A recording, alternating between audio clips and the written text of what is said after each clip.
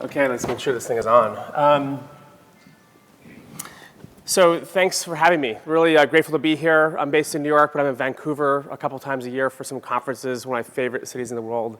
It's beautiful, but thank you, Anne and Laura Ricci and Mary Beth for bringing me here.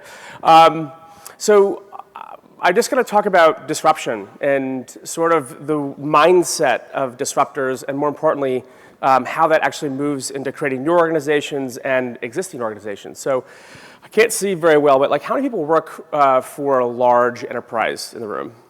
Publishers? And how many people work for a startup in the room? So a couple of you. And independently, on your own. So you're your own startup. It's good. So this story is a little bit about, are we going to put the slides up on? Oh, there we go. Got it. I have a contrarian view that large companies can grow like startups. So about a third of you work for a large company. Some of you work for yourself, and some of you are startups, so we got the show of hands to prove that. But it's the idea that venture capital and entrepreneurship are forms of management, both in managing your life and your work, but also how to grow. In the same way, an MBA is an administration degree, no offense to MBAs in here, for existing things. These skills are vital to create growth. And I know, because I know a lot of publishers and I've published a lot of books, that it's a very difficult phase we're going from the analog to the digital world. Customers are transforming the way we compete. We, in a lot of ways, as publishers, because I do a lot of publishing, are no longer sort of keeping up with our competitors. We're trying to keep up with customer behaviors and the way they're consuming, digesting, and learning. And so how you think, your mindset, matters a lot. Your mindset is more important than IQ. And I'm the least scholarly person in the room. I'm sure a lot of you are mostly scholarly, but this is the conclusion that Astor Teller came to at Google. He runs Google X for the last 10 years building their disruptive organization, that mindset is more important than IQ. And what I'm going to talk about today is mindset. How to think about disruption, how to do new things in new ways to meet customer problems in a unique way. So I've had a bunch of startups. I'm going to share this in a second. Most of the learning comes out of two sort of nodes in my life. One is this book, and the other is this company I started about 3 years ago. It's a startup, 3 years old, 30 employees, going to 50 this year, bootstrapping. We're having a blast. But what's amazing about this is that in my last 4 companies, as we're crossing the chasm in those companies, you're basically trying to make decisions as fast and good as you can so that you don't die. And so how you think matters a lot when you have a limited amount of capital. And so I went out and started interviewing friends and friends of friends throughout my life, the last 20 years in sort of the Valley and in New York. The founders of SpaceX and Tesla, Elon Musk, to Reid Hoffman, who wrote the foreword of the book, founder of LinkedIn, to the founders of TED, Robin Chase of Zipcar, all the way to the founders of Spanx, the entire spectrum, nonprofit, for-profit. And I asked them fundamentally 2 questions. One is, how do you pick your biggest ideas that have returned, in most cases, billion-dollar plus returns? So how do you select them? And number 2 is, what do you do in the first 5 years not to die? And I'm going to give you the executive summary of that learning so you don't have to read the book, because I hate reading, ironically. So very briefly, always an excuse to show your kids, right? I have 3 sons. I've had 4 companies. I've raised a stupid amount of venture capital the last 20 years. I've had small, medium, large exits, IPO'd. I've had total soul-crushing failure the whole journey. Along the way, I've written a bunch of books, from the Start Playbook to a series called The Intellectual Devotional, which went now printed in 15 languages and did fairly well. Very involved in the startup community at a talent level and investor level, investing in companies like Palantir, SpaceX, Airbnb, and others. I'm taking that knowledge into large companies today, and what I'm realizing is that a lot of the CEOs, you or your individual CEO, and these large company CEOs are having an existential crisis. They're realizing that they are basically big to bigger organizations. They are low efficiency, low risk, incremental machines that take an existing asset, de-risk it, and allow it to grow. And so that big to bigger machine, when you try to do innovative things inside that machine, you're at war with the entire principles of that organizational idea, right? Is to de-risk. So how do you create growth in that box? And the skills that you use there, we have PhDs who are in sort of super administration skills of those assets. The opposite skill is the new to big skill. And that's my point I opened up, which is the role of venture capital entrepreneurship are the fastest growing growth management skills in the world. So what do they do that's so radically different that these big to bigger organizations have lost? As we've optimized these skills inside of large companies, from Six Sigma to lean manufacturing, we've eradicated the capability to create growth. And that's a problem, because to raise money, to start a new idea in a large organization, you have to be right. You have to go create a plan, and you have to sell it up and down an organization. You have to write a 20-year forecast, which is fundamentally unknowable, right? How do you discover and sell something that's actually unknowable? So to raise money, in a lot of cases, you sort of have to make a completely illogical deal, which is, it's sort of like asking a 5-year-old, like, I'll feed you if you can guarantee to be an Olympian, right? But that's sort of what you're doing. And it's an intellectually dishonest thing. So when I go through this sort of like kaleidoscope of reasons why it doesn't work in those organizations, that big to bigger machine's at war with you. You have expensive failure because they bet on too few things. And when they start to fail, because all these ideas will inevitably go through chapters of failure, you start to create this internal success theater. Everything is great, and it's just success around the corner. The reality is it leads to an intellectual dishonesty. How do you tell the truth? Because you're betting your life on something. In the startup world, all you have is the truth. You have to be dealing with the truth. How do you create a truth box? How do you think to create the truth? One of the key aspects of that is to lower the cost of failure. I want to talk about that. But more importantly is a mind shift. Today, especially in publishing, you think a lot about share. Share. How to grow. Who's buying? What products? How are they buying? What exists? That's a total addressable marketplace view of the world. If you're an entrepreneur and you want to think like an entrepreneur, you're not obsessed with total addressable market. You're obsessed with total addressable problem. What is the problem we're solving for? That's the dark matter that holds all growth together. What we can see is what customers know. The problem is the core need of what we're trying to attack. When you're going after a problem, it doesn't matter how you solve it, whether you're making, printing, digitally sending, whatever is the solution is the solution. It's a difference between a total addressable marketplace view of the world, for instance, the San Francisco taxi marketplace, which is a $140 million marketplace. Yet, Uber did $500 million in revenue in the last 6 months. Why is that? Because they're obsessed with the problem, the need. One of the friends of mine is one of the founders of that company, and they believe a third of the value is just the map of the car waiting to come to you, which it seems illogical, but the reality is they're selling time, not transmission, time. So this shift solves what we're making versus what we're becoming. And to solve that, you have to run a tremendous amount of experimentation. It changes the lenses, the instincts, and the outcomes of the way you run your companies when you shift into these models, these mindsets. And they're radical, the outcomes. And we're now doing this at scale with some of the biggest companies in the world at the CEO level. Laura mentioned GE, Nike, InBev.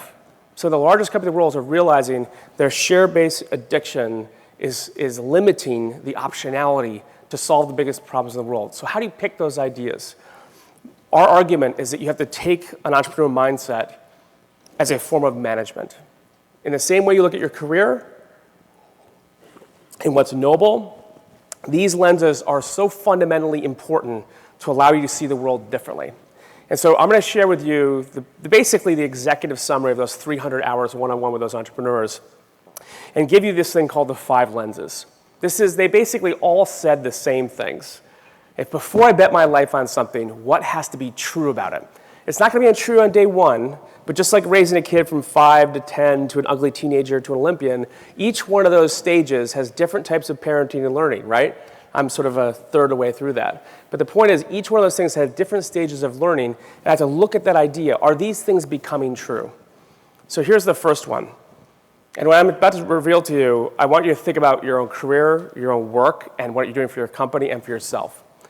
The first one is, and this is forced ranked, is the most important one, is the idea of proprietary giftedness. Do I have a proprietary gift? What do I have, what does my company have that no one else in the world has that we can leverage to go win a space and a need? And the reason why this is so true is that very often when you see one startup or one high growth company winning this space, behind that is a team or a founder who has a secret. They know something that no one else in the world because they went to the bottom of the problem and they were gifted to solve it. And so trying to be well-rounded, have lots of strengths, is actually a fool's errand because we're not good at a lot of things. We are not going to be pro basketball players. Do you know how many NHL contracts were given last year? Net new NHL contracts in the world, 17. Wrap your head around that. How rare it is to find someone as a proprietary gift. We are not going to be famous, but we have to be smart. We have to have something that allows us to win, okay? And so you don't put yourself in environments where this actually isn't true, okay? So trying to go compete in something that's not as proprietary is really dangerous. So what we're seeking as an instinct in this first lens is the idea of what is our unfair advantage and how do we leverage that unfair advantage to solve a large customer unmet need in our marketplace. And this first lens starts to get rid of things which we're biased to actually do good at. The second is to have extreme focus on a single big idea. So how many people think that their companies or you as an individual have focus? I don't see a lot of hands.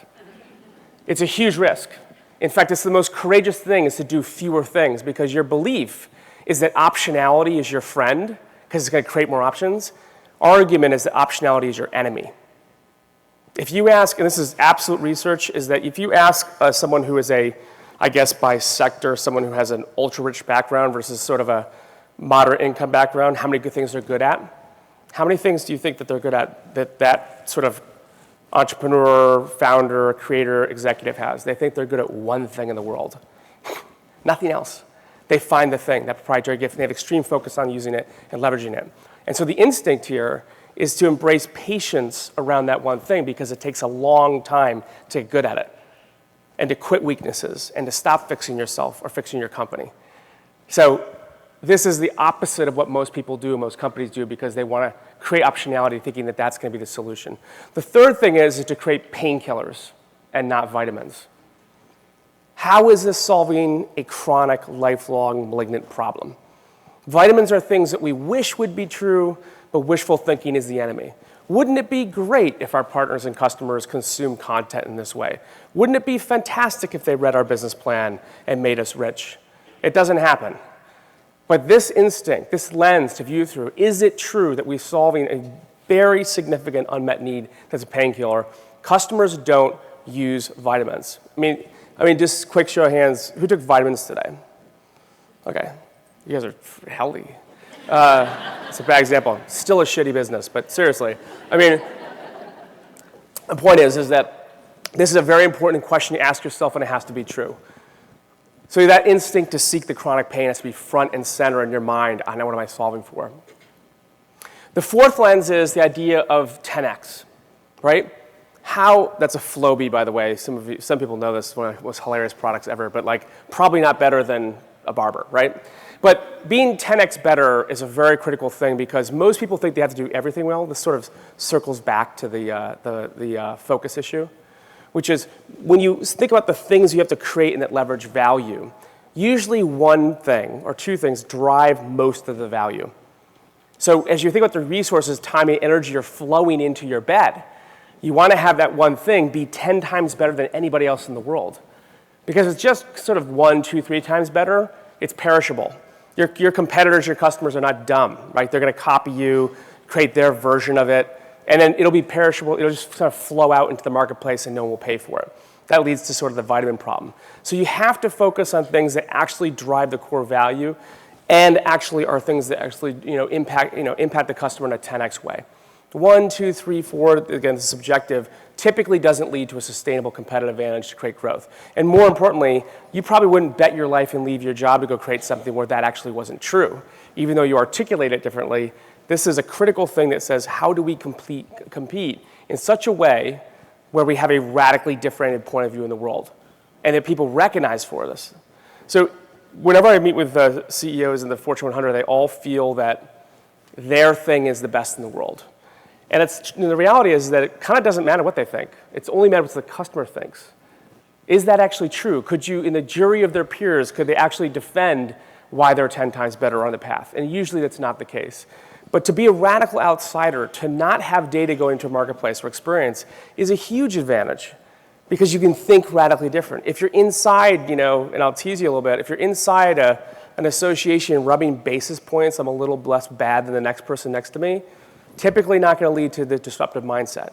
You need to really challenge each other with radical candor that this is true and you're pushing each other. And the fifth lens is to be a monopolist. How do you create permanence in the life of a customer? Okay, this is something that is an instinct with the greatest entrepreneurs in the world. They design in implicitly and explicitly permanence in the life of the customer.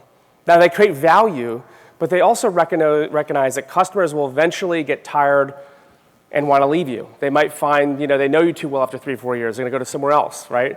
They're going to not like your price anymore. Your 10x thing is actually a 2x thing. It's a vitamin, not a painkiller. You're doing too many things. You don't focus on them. You see this plays out. Eventually, they're going to leave. So how do you create permanence in the value that allows you to have a customer who stays with you for years and years and years? This is a very critical mindset. Now, whether it leads to a monopoly or not is sort of irrelevant. It's more about, am I trying to create something where the value for that customer is a long-term, permanent outcome? And through these 5 lenses, I can almost guarantee you that 98% of all of the ideas will fail. And that's the point. Very few should pass these tests and these lenses, which leads to a larger question, which is, how do you run an organization that thinks this way? What does it have to be like inside of a company? This instinct of seeking truth is at the core of this need. CEOs and companies are dying to find a way on evidence to tell the truth. If you are, as Elon always says, wishful thinking is the enemy. If it's true, if you're going to bed at night and you're sort of like hoping something will be different and it's not, that you should be concerned. But when you're dealing with the truth, it always translates to the team and the marketplace rewards you. But when you're not dealing with the truth, the team always knows it and then the marketplace punches you in the face. You're like, well, how did that happen? Well, it happens because at the core, we aren't dealing with commercial truth through a different set of lenses to lead to that growth. And so it's bad in the same way that it's good. So a lot of you work for organizations. So how does an organization need to change to make this outcome, a reality? So take those 5 lenses, think about the bets you're currently making, personally, professionally, in your companies. Would they pass those tests? How would you get to the answers that are actually truth? How do you create the radical candor inside of a company that leads to disruption because they go through the same lenses that Elon would have if you're trying to get to Mars? Sounds crazy, but it's actually quite practical path. How does a company think differently? So the first thing is that they realize that this is hard work. Doing this type of work, creating new things, is against efficiency. It's against the administration of existing things. It's actually less risk to operate something that exists because it's knowable versus the unknowable. Disruption and growth live in an unknowable framework. So how does it get revealed to you? The first thing, there is no silver bullets. This is a permanent commitment to grind through a ton of failure through a different set of lenses that leads us to a new truth that creates new oxygen into our marketplace, into our companies, and into our own lives. And 2 is that the job of a CEO and the leaders of these organizations is changing. You've probably heard of the idea of the Ambidextrous Leader. I don't know if that's a concept you guys talk about. But it's effectively this. You can't just be a big-to-bigger manager. You have to be able to do new to big. Work differently, think differently, build differently, because this job skill that's going forward now is you have to do both. And this is so critical because most CEOs over the last 30 years is the sort of, 30 years of the big outside consultancies on efficiency, and I won't name them, but there's definitely a racket of very brilliant people who know how to create efficiency, right? That's been the key to the growth, which is a bottom line shareholder value-based growth world. That's the whole quarterly capitalism problem, okay? In fact, an earthquake happened in the marketplace in February when the CEO of BlackRock, the largest institutional investor in the world, a guy named Larry Fink, sent a letter out to the top 500 CEOs of the stocks that he owned. And he said, I'm shifting my funding thesis from a shareholder value, himself, to a customer value. The greatest companies in the world are founder-led because they are obsessed with the customer problem. They're always solving what we're becoming, not what we make. So while we're in the publishing business and the technology that we had is biological, it's paper, whatever that is, that technology is, doesn't matter. It matters about the problem we're solving. That's the TAM to TAV shift. That's how it is not a technology problem. It's how we think about solving the problem with complete permissions and boundaries, because we have to have a belief that the truth is outside the walls of the company. It is not what we think. It's what we learn through evidence. This is so critical because in a lot of these jobs that you've had, you get to your positions because you know the answer. That's where experience draws you in. That's how it benefits you. You can defeat risk because you have learning history. But when something's new or going through disruption, that same history, that same knowledge is the thing that pollutes the learning, biases it, so that you can't grow. It freezes you because new ideas can't get in because the permissions and boundaries are the same. And so to solve this, you have to expire your learning. A lot of the teams that we work with, we only allow them to think 12 months back and 3 years in the future. We're answering the Google innovation question, which is, why now? What's new?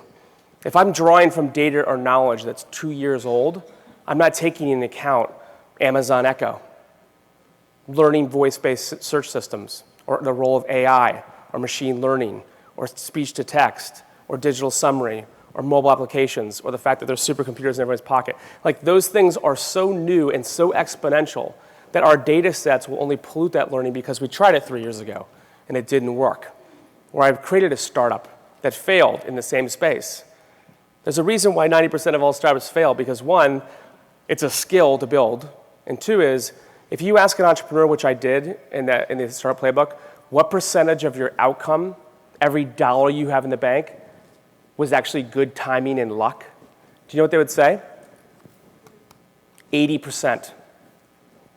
I mean, these are incredibly smart, successful people. They are the Brad Pitts of the startup world. I'm very fortunate to know them. I'm sort of like the Steve Buscemi of the space. But the point is that being right and on time is a massive part of a successful outcome. And the second order impact is that it's usually a reason that's outside of your control. The iPad goes mainstream. NASA cancels its long-haul IS, International Space Station contract, and gives it to two private companies, SpaceX and Orbital. $5 billion drops in your lap. That one politician blows that whole company up. The point is that those things that we control, we have to recognize we control. The things that we don't, we don't. Most startups fail because they run out of money. But success is because you're there when it happens. Okay, so how you deploy your capital mind is critical, as important as how you expire your data set so you can go into new assumptions and create new learning. There's a great piece. I don't see a timer up here, so you have to tell me when I have 5 minutes left, because I can go on for literally forever. So there's a great piece in HBR in March of this last year. You should read this, about decision-based biases inside of companies. You recognize these things: the fallacy bias, anchoring bias, consensus bias, control bias. These are behaviors and ideas and decision-making architectures that exist when you think you can control the future. And are the same reasons that lead to astonishingly expensive failure in large companies and in our own lives, is that we believe something that actually is not true, and these biases are part of that. And so we have to actually lower the cost of failure. And this is where the lean startup movement comes in, and Eric Ries. If you've not read it, you should read this, or Steve Blank's book, The 4 Steps to Epiphany. But it's the idea of, how do we get to the answers cheaper? And the only way to go faster is actually to do less work. And so what I've found is that these companies and people you guys are brilliant. I mean, you're here at the scholarly, this publishing, Death Star. This is where all the smart people go, right? The problem with that is that you want certainty, and you're willing to pay for it. You want to be 90% right before you bet on something. And that idea is actually a flawed idea, because as you build something up from new to big, it's actually just going through stages of being less broken. It's unknowable. It's not even worth paying for an answer that's 50% right at those stages. It's the same question I was asking before, which is asking that 5-year-old kid, how fast is your 100-yard dash? Wrong questions. We're looking for less broken, and they go through these things. And we have to use productive failure, cheap failure, to go experiment, to run down dark alleys through experimentation so that we don't waste our capital, our oxygen, on ideas that we must be true and are true because they're unknowable. How do we actually build something through productive failure? It's a very critical concept. You probably heard the build, measure, learn, the MVPs. You should go study these things. They're fantastic models of doing this.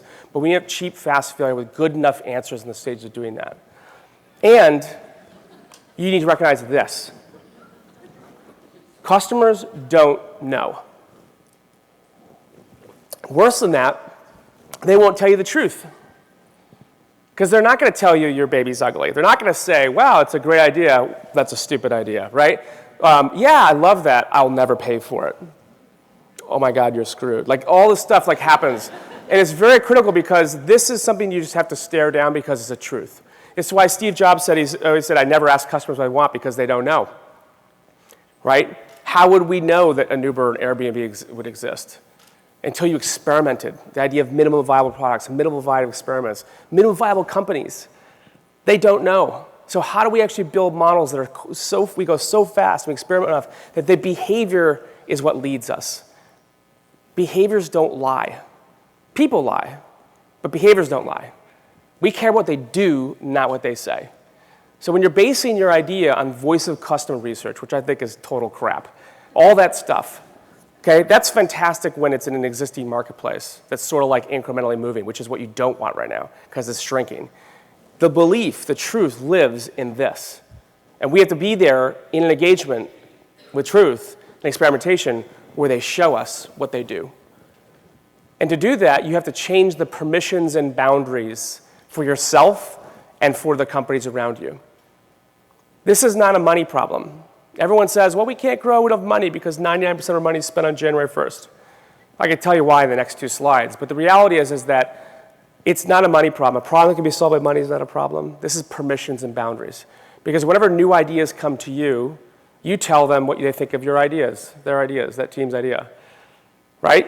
You're like, oh, that's a great idea. We tried that 3 years ago, and here's what we learned, and that was a stupid thing, and that'll never work, and that marketplace is going this speed versus that speed, and all the reasons why somebody will succeed or fail come through our model, through our brains, our filters. And that's a very serious problem because you literally stop learning. So you pollute the possibility because when people will pitch those things to you or even to others, once the permission boundaries are shrunk, you're back to a total addressable marketplace view of the world.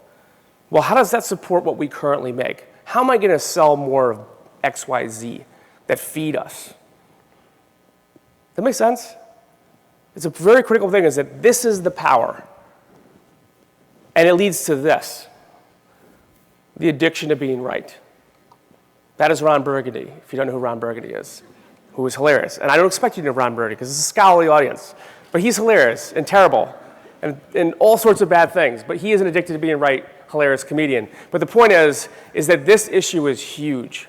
It's huge in our personal lives, right? We got answers all day long. Kids, home, work, it's what we do. But we actually stop engagement, stop the entanglement, stop the learning because of this issue. My job in a lot of the organizations with some of the masters of the universe, I work with 7 CEOs of some of the biggest companies in the world, top 50 companies in the world, is to stop it. Because when this happens and it takes hold, we stop learning. Entrepreneurs don't have this problem. We have a couple ideas that we're learning, but they are going after things with total objectivity. They have passionate beliefs on the problem, but the solution is open. Jeff Bezos always says, I am always right until I reserve the right to change my mind. Just that active engagement, a commitment, selling the dream, unselling the dream. The permission there is there permanently. So why don't you have any money to go do this? And it's because of these issues. The zombies. This is a really grotesque slide. I recognize that. I actually have a nicer, more scholarly slide, but I didn't have time to switch it. But I'm teasing you. I can tease you all along on that. But this idea of zombies, which are ideas that are like 5 years down the road, they're a total cluster and no one will kill them. Off plan, off market, money, good money following bad, all the biases at work were just around the corner and they're sucking the resources and the soul out of large companies, or even your own bets in your personal life, right? The zombie ideas that just aren't true. You have to kill them because it's when you get that money life back that you can go back and radically increase the number of experiments you can make in things that are new. And volume is your friend. The experimentation that you need to make is typically an order of magnitude more than you realize. You don't want to go back and do a lot of thinking and studying and planning. You want to validate up the problem and organize a large volume of solutions, i.e. startups to solve them. Human institutions are going to solve those problems with a radically different set of views, with a radically differentiated view of the world and how to solve it, with total permission to do it, and whatever the outcome is the outcome. But it starts in actually killing things off that don't deserve to live. There's this belief that these moonshots just happen. The average startup success is an 8-year overnight success before you get to your first real exit. I've had 3 of them, and one of them actually completely was painfully blown up. But the point is, they're really ladders to the moon. They're rungs you're building, and they're not in order. You're collecting learning that's true, and you're building an outcome, the solutions that solve that problem in the way through those lenses. And it takes time to do it. And so in a way, we are organizing ourselves and our efforts to go solve moonshots by building ladders and rungs. There's a huge, you're probably familiar with the term unicorn, right? The whole famous billion-dollar valuation driver and the value. It was actually named by a friend of mine named Eileen Lee from Cowboy Ventures. She's amazing. But it has this sort of this envious position in the lore of success, and it's all theoretical because it's not revenue-based. It's value-based. Now, unlike the dot-com boom, which I lived through, there was not a lot of revenue. And it typically takes 20 years for technology to go mainstream. So no wonder, here we are 20 years later after the first sort of like Netscape browser, and we have full applications, full companies on the cloud in your browser that are disrupting industries, including yours.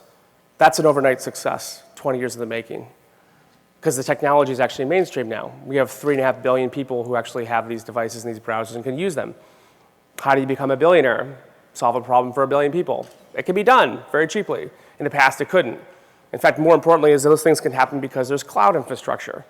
Blah, blah, blah, all the stuff you know. The point is that the reason why a lot of these outcomes happen is because the way people go after problems in those environments are radically different than the way you go after them, whether you're an individual or organization. They manage their lives and their bets differently than you do. Not because they're, in a lot of cases, smarter, but their freedom and the way they go after these things is radically different. And that goes back to the full circle of our slide that venture capital and entrepreneurship are the same form of management in the same way getting an MBA is for an existing asset. Radically different skills. And our point is that there's a lot of opportunity to go on the attack here. There's a lot, I think there's over 100 unicorns now. There's over 15,000 companies that have been funded in the same era of time. It's like buying a Powerball ticket. There's a lot of ways to build a company, and we can go on the attack and be competitive there. I face this a lot. I'm totally comfortable with this. I'm sure people in the audience are like, well, that's sort of interesting, and those lenses sort of make sense. Maybe they don't. You probably find dozens of reasons why they're wrong. But we have a lot of statistics. We have a lot of data.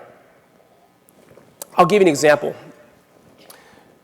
If you're going to run an early stage venture comp, I have 2 funds right now. We've done about 30 deals over the last, call it 10 years. Some that worked, very good, and a lot of failure.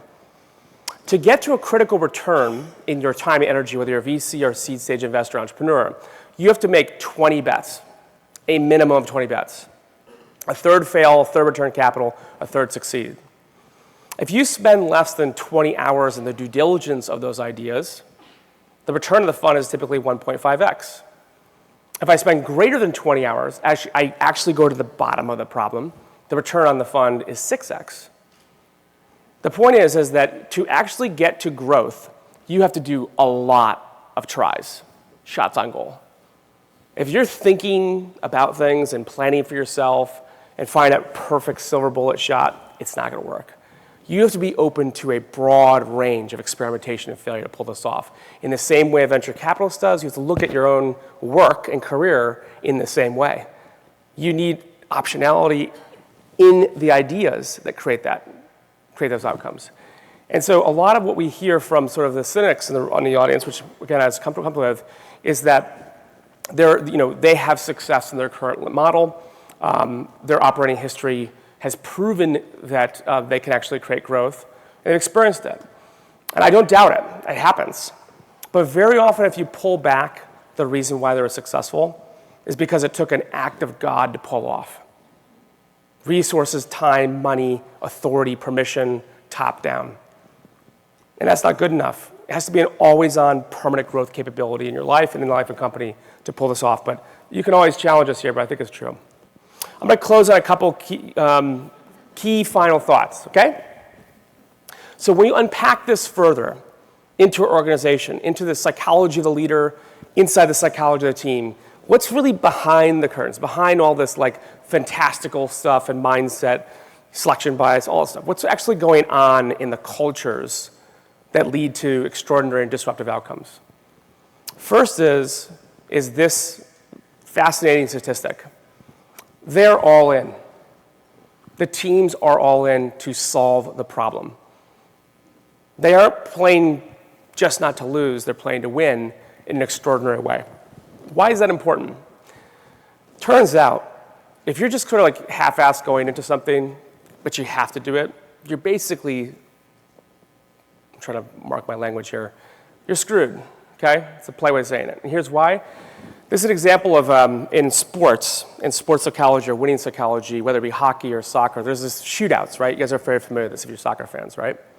And in soccer or hockey, it's a perfect experiment about the psychology of the athletes to win or lose a game. So in soccer, in a shootout, in the end, a tie score, you have 5 strikers. They each take one shot, 5-5, 4-4-3. It's an amazing experience to watch, especially if you're a Portland fan from last year. The first strikers both score 85% of the time, first shot. So next time you watch this, make a bet with your friends and say, I bet he scores because it's 85% chance it's going to happen. But the next striker, if the score remains tied, 0-0, or you go up by a goal, you have nothing to lose, right? You're playing to win. You're going all in. In the psychology of the striker that goes all in because they have nothing to lose, because they've designed that experiment that way, actually increases the probability that they're going to score the next goal from 85 to 92%. Conversely, and more damning, which is if you go into that game and you have to win the game, or you go down by a goal, the probability you score the next goal collapses to sub 60%, which means you cannot win. And so if you're going slow, if you're being cautious, if you're playing just not to lose as an industry, as a company, as a team, you can't win. Setting up the environment with experiments, with the volume and the mindset mechanics, with the permission, where the team can go all in to solve it, even at the disruption expense of your own business. If they don't have that, it won't work. Does that make sense? It's really profound because the teams that kind of like burn the ships when they go inside, there's no going back. That type of commitment is what it takes. And it takes a more extreme level commitment to each other. These are diametrically opposed ideas, but when they're in balance, extraordinary things happen. And they are the idea that reasons don't matter and the idea of permission to fail. So let's start with the one on the left. I literally have one more slide because, am I over time? Probably, right? Okay, good. Amazing, right? In the left, reasons don't matter. So this comes from Steve Jobs, true story. So 10 years ago when he was living, we miss him, he was in a conference room and there was a garbage can full of garbage, which is the purpose of it, right? So he goes and finds the janitor and he brings him back because he's super pissed off because why is my perfect Apple-like pristine conference room have garbage in it? And he finds the janitor and the janitor comes back and he says, look at that garbage can. Why did that happen? And the janitor says, I'm sorry, Mr. Jobs, but the locks were changed. It's a very secretive company. It kind of makes sense. So Steve calms down and he says to the janitor, he says, that's a good reason. Don't let it happen again. So that's a setup to this story, which is at Apple, there's about 75,000 employees, of which 60,000 are in retail. There's only 15,000 people in the core of Apple. So beyond the fact that it's the second now most valuable company in the world and the most richest, it has the fewest number of employees. It also has the fewest number of like VPs, SVPs, and a leader. They have 70 VPs, 6 SVPs, and the CEO, Tim Cook now. It's a very flat organization. So when you became a VP, it was like becoming a general in the army, right? You've been there for 10 years, you're probably worth some stupid amount of money, and you would become, this whole process of you coming into that level in the company would happen. And it happened in this small personal ceremony when Steve Jobs brought that VP candidate into his office and he told him the story or her the story about the garbage can. And then he told him or her this: somewhere between me and the janitor, reasons don't matter. And they don't. You own it, 100%, the whole outcome. Irrational ownership, extreme accountability. And so when you think about the work you're doing inside of a company or your own work for yourself, if you don't have that unrealistic expectation of your accountability in solving the problem or building a company to solve a problem, it really doesn't work. The CEO's job, your job as a founder, as you build things, is 3 things. 1, vision and a roadmap, and you can't be wrong. 2 is talent, and you can't be wrong, because talent is totally fatal. 1 wrong hire in your first 20 hires, and it's almost lights out for a company. Because the time that person gets in, they're so critical, it takes them 6 months to figure out they're a bad hire. You nuke them, you start hiring again, it'll take a year. That's a year. It's your entire funding round gone. And the third thing is you never run out of money. So my promise to our bootstrap startup is that will never happen. And since I'm raising money, it's top-line growth. That permission, that level of accountability is what's required to go build new things. But you also need, because that is really sort of like a bit of a psychotic view of the world, because there are factors, you need to countervailing balance that, which is the idea of permission. We call this in our companies the 7-to-1 rule. We try to do extraordinarily more good than bad in that ratio because it's an impossible ratio, and it's an admission that people and products and data are not perfect. I will fail you as a CEO in the same way you'll fail me as one of our team members. And the promise to each other is that when we fail each other, the default state that we have towards each other is forgiveness. A dangerous idea inside of a large company, especially when you need accountability. How do you have an irrational sense of accountability? You need an irrational sense of forgiveness. And the reason why is because contempt kills. It kills startups, it kills relationships, it kills marriages. The key to this is to create an environment where people can fail so they keep trying. And in the failure, when we fail each other, because that's inevitable, we can go after the failure and not the person, and we can prevent the contempt, someone who always does blank. That make sense? So you got to have both of those ideas deep in the culture, and you have to live that out to go after new things. So I'm going to close on that slide, and I'll just tell you that this is, go back to what Astor Teller said, which is the most powerful thing they've discovered inside of Google's culture, and they worshipped IQ, right? They're built off of it, is that mindset is more important than IQ. Those lenses, how you view them, how they become true, are truly profound when you think about your own bets in the company. How you drive your organization and your company to become disruptive it has to become that to themselves first. You know, I was part of a team. I grew up in Schenectady, New York, which is one of the sort of holy grail places of where GE started. And now, ironically, 23 years later, I was part of a team of very few people, like this number, who rewrote the values of GE around this stuff.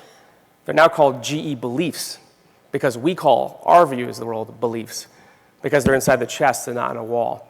And a lot of what this stuff we're talking about, this mind stuff, is radical, but it's known to very few people in a couple hotspots in the world.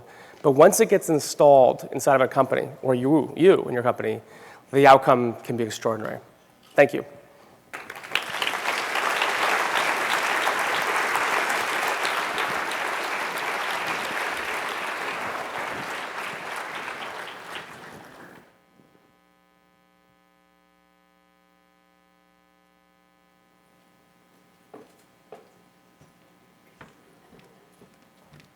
All right, does anyone have any questions? We have just a few minutes left.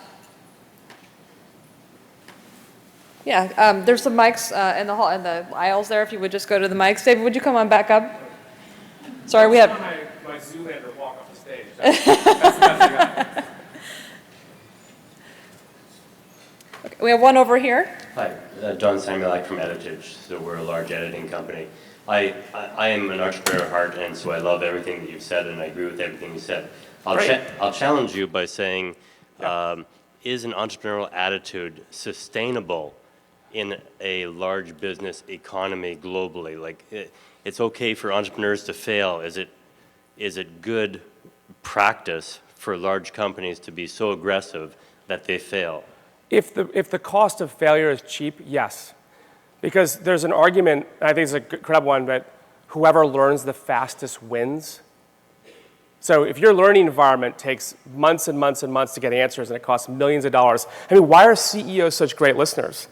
It's because every time they ask a question, they just spend $1 million freaking dollars to get the answer.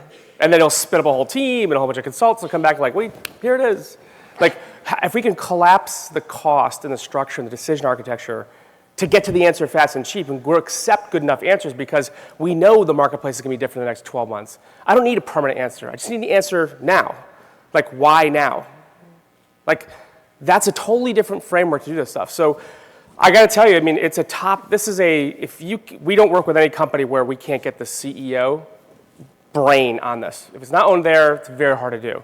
But there are a lot of renegades. There are a lot of sort of gangster commercialization ninjas and companies that can do this. And if you're that person and you can actually go experiment and learn and it's evidence-based, you don't have to be right. The evidence is the evidence. We ran experiments. Here's what they did. Here's what the customer did. Forget what they say. All that stuff I'm telling you about. That mindset can really transform. And I've seen it happen from the middle up, but I've seen it happen faster the top down, but it's possible. Go ahead. Nope, sorry. Hi. So if you work in a large company, which is very traditional and traditionally hierarchical, but you're young and deeply inspired by what you just said, what advice would you give them? Don't leave yet. I honestly would go directly to the CEO. Go. You know, if you have a new to big mindset and you find it a huge problem that you have unfair advantage in solving, and you have an idea that has a proprietary gift, that has extreme focus, a single idea, that is, like that could be a painkiller that's 10 times better as Monopolist. Like literally, you could explain something where a CEO would. It's his or her duty to allow you to go do those things. And by the way, you need 90 days to go experiment it. Like it's not like forever. So that's a very good sort of litmus test of like, can we get there? And I have found, honestly, I mean, I work now with startups as an investor and creator in a lot of these large companies. You'd be amazed that when you email the CEO, they respond. Like there is a, Jeff at, Amazon.com and he replies with emails. So like that's where we're going. And I got to tell you, in February of this BlackRock letter, I've gotten more phone calls, which I'm not going to answer to be honest with you, in the last 2 months than any time in our growth of a young company because of that, because they're looking for you. There's a need, there's a hunger that we need the new to big people. We've lost them all, we've eradicated them. We've Six Sigma ninja'd them out with belts. Like, we're bringing them back, So stay until you know the answer. Yeah. So this is maybe a naive question, but how do we resolve the tension between going all in on big risks and keeping the cost of failure low? You would never go big on a risk until you had a lot of evidence that it was actually true. So if you just stole, like we do this all the time, which is we basically take, venture capital as a form of management is stage financing.